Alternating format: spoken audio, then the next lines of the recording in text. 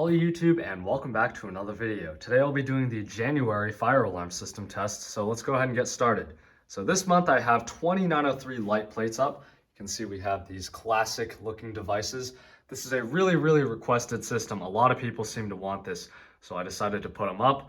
These are light plates like I said, so there's an incandescent bulb behind these little domes, and also there are mechanical horns behind all of these plates. You can see this one is a 2901-9833, and also the model of these light plates are 2903-9001, I believe. Going down, I have this. This right here is a Simplex 4251-20, except it has the local fire alarm instead of the standard fire alarm at the top. This is definitely an older, much more rare option. You can see it says local on the side, which would imply that this doesn't dial to the fire department. It just sounds an alarm locally, which is true for this system. So this actually works pretty well. I'll back up so you can get a look at what both of these look like. But yeah, pretty realistic setup. Going into the fire museum room, I have another 2903 light plate. This right here is the same light plate as the one outside, except behind it I have a vibratone horn instead of the 2901-9833. So this one sounds a little different, but the horn is still coated the same as the other ones. And then I have this smoke detector. This right here is one of those vintage smoke detectors from Simplex. Not exactly sure the model off the top of my head, but it's photoelectric. Also, you can see this is a little funky. I had to put the 2903 on its own back box, because obviously a 2903, if I can show you one. On the back of it, when it's not installed, there's all these electronics and stuff on the back, so you can't just flush mount it to a box. And there's a 4x4 box flushed to this thing, but I had to put the back box to accommodate that over it. But it looks fine because it's a 2903 back box. It's just sticking out a little more. Going into the bathroom, I have this. This right here is a 2904 light. So this is once again an incandescent light. It's red actually, which is kind of cool. They did make these in white, but I only have this red version here. And it's also coated the same as the other lights. And then above here, I have a Simplex heat detector. This right here is, I think, a little newer than the theme of this system, but it's still fairly old. I think it's from the 90s or something. So just a normal conventional heat detector. Out in the main basement area, I have one of these Simplex detectors. This is another wiffle ball style smoke like the one in the fire museum, except this one is ionization, so it's not photoelectric. And then also I finally decided to replace the carbon monoxide device. I put up this thing, which is a vintage Simplex speaker. It's not marked or anything, it doesn't have a strobe, but when it's activated, this will play the carbon monoxide message. I just thought it matched the theme of the older Simplex stuff. Going over to the far side of the basement, I have this. This right here is a Simplex 4251-20. Nice and standard. This is pretty much the one you see in all the older systems. Does not say local fire alarm, but nice and classic. Finally, by the far side of the basement, I have another 2903. This one has the 9833 horn. It's basically identical to the one that you saw over there. And again, it's also on a 2903 back box. Going into the panel room, you can see that I have yet another 2903 light plate in here. This right here is a surface mounted variant, so you can see the horn goes on top of it rather than behind a grill. Also, the fact that this thing is surface mounted on a box that is not recessed behind the wall means that I was able to install this without using a 2903 back box. So looks really nice. I think it matches the aesthetic or rougher appearance of this room. Also, I have a Simplex life alarm speaker behind, or over here where the carbon monoxide device was, and this is linked to the other speaker. Then finally going down from those, I have a Simplex 4251-30 break glass pull station. So these are really common as well. They are officially dual action, so you have to break this sheet of glass and then pull down the handle. Kind of cool. I'm not going to be breaking the original sheet, but I will break a sheet of glass when I pull this one. And then also I have the fire panel, which this thing here is really nice for mechanical horns. It's kind of like a one-size-fits-all panel, especially for enthusiasts, because you can run like all different coating options. It puts out filtered DC, so the horns sound nice. It is a good panel. Out here in the garage, I have these right here. This right here is a Simplex 2903 with a vibratone horn behind it. But what's special about this one is that it has two bulbs behind it. So this is a dual bulb model, pretty cool. And then if we go down, I have another Simplex 4251-20. So matches pretty well. Without further ado, let's activate the system. Pull down.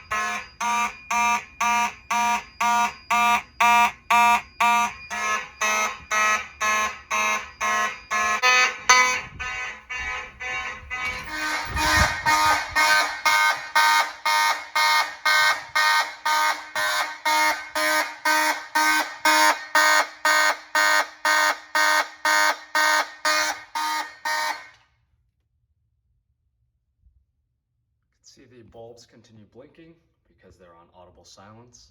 See, all the bulbs are still flashing.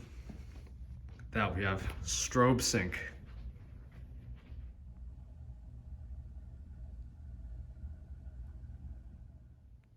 This is what these things look like in the dark. It's actually pretty cool.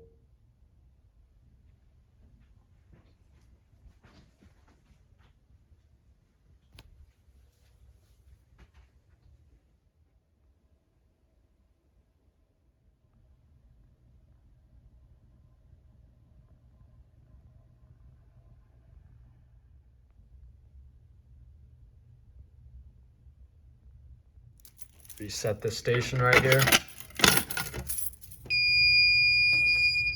Let's go ahead and pull this station now. So local fire alarm, pull down.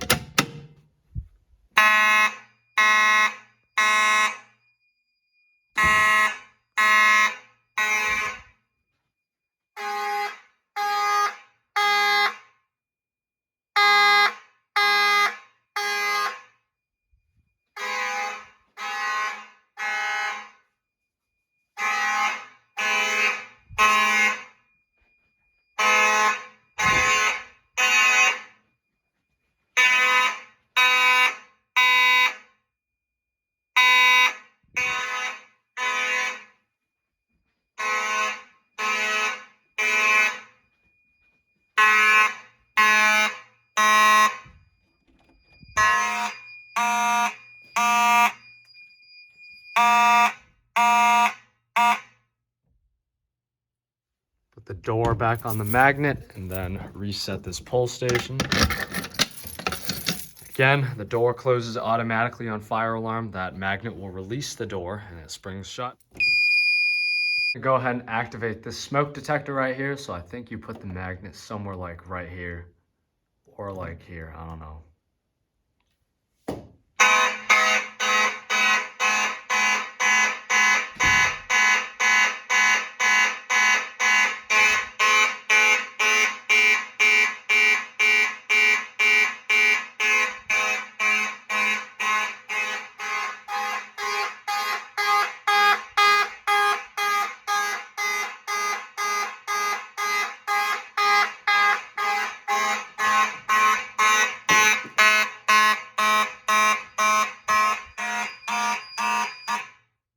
Before it gets too dark out here, there's actually a winter storm warning, by the way. It's supposed to snow really bad a little bit. I'm gonna test the outdoor devices. These are also coded to March time, which will be kind of interesting because I don't think I've done that before.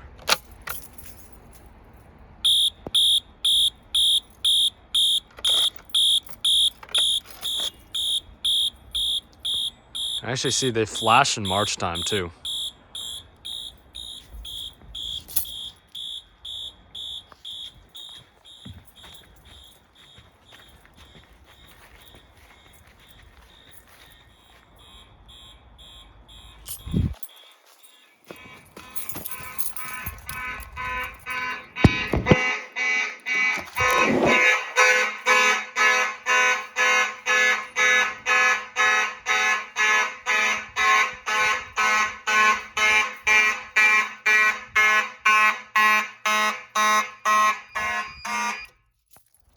It's a good time to do the shed pull station as well, so.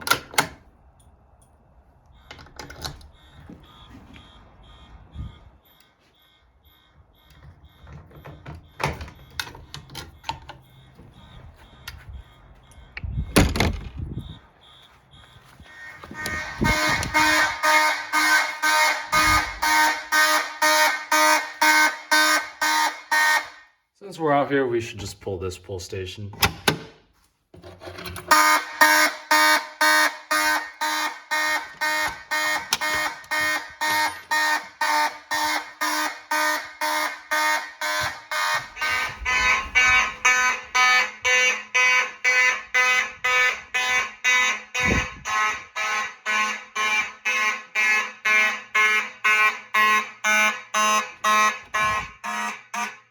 Let's activate the 4251-30. So break glass, pull down.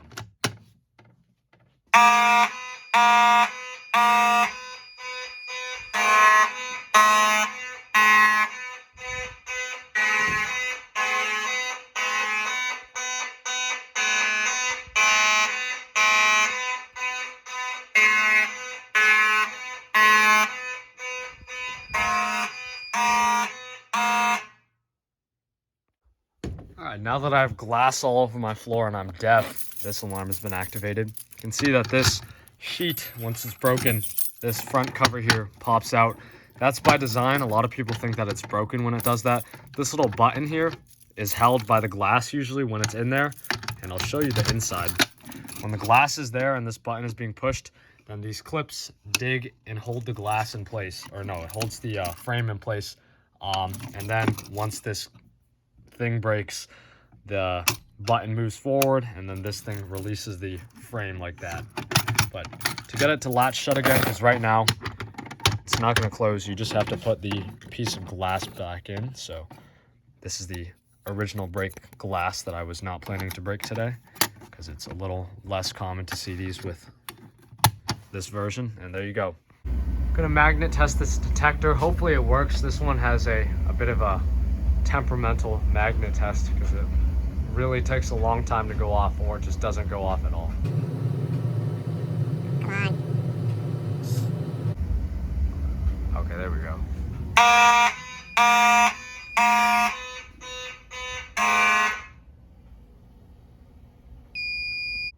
Set the system to play a slow march time tone. It's technically just 2-stage, but when it's activated, it'll play a slow pulse. So I'm gonna use this little hair dryer thing and test this heat detector.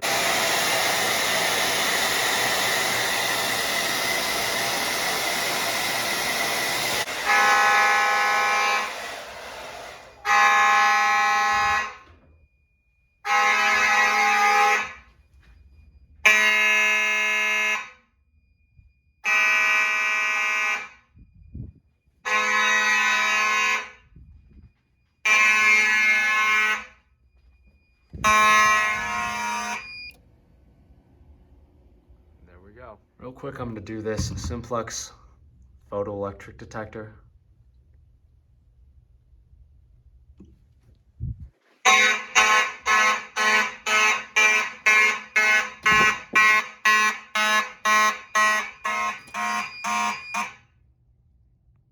And we'll also test the home smoke alarm relay interface by testing this detector.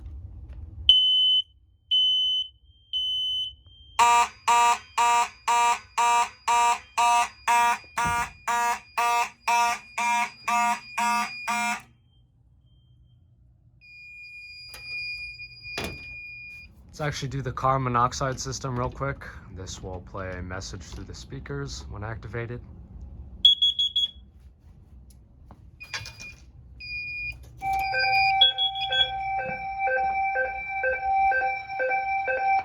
Warning, carbon monoxide. Please evacuate the building. Warning, carbon monoxide. Please evacuate the building.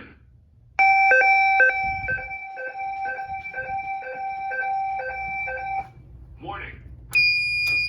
No strobes though, because they're just speakers. Now for the finale, let's do the functional smoke test. This time I'm actually going to do something a little different. So usually I just have a fog machine. This time I put the fog machine behind a space heater. And what this is going to simulate is something that can actually happen, which is a space heater fire. This time of year, it's really cold. People start busting these things out, but they might put this too close to drapery or curtains or furniture or something, and this might happen.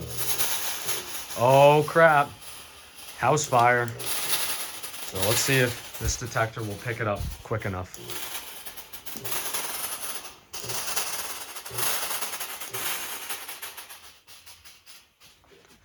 Don't think it's reached the detector quite yet, but it has made quite a cloud.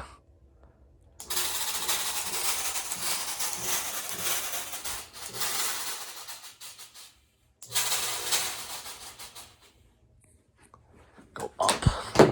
Oh yeah, there it goes.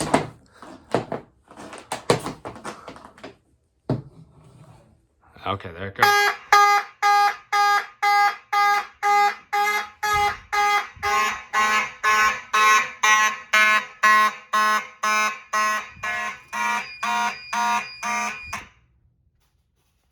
And there you go. That's your PSA as to why to not leave space heaters plugged in next to things that can burn. Gotta give them space. Well, that's gonna do for today. Thank you for watching this video. Please do like, comment, and subscribe, and I'll see you in the next one. Farewell.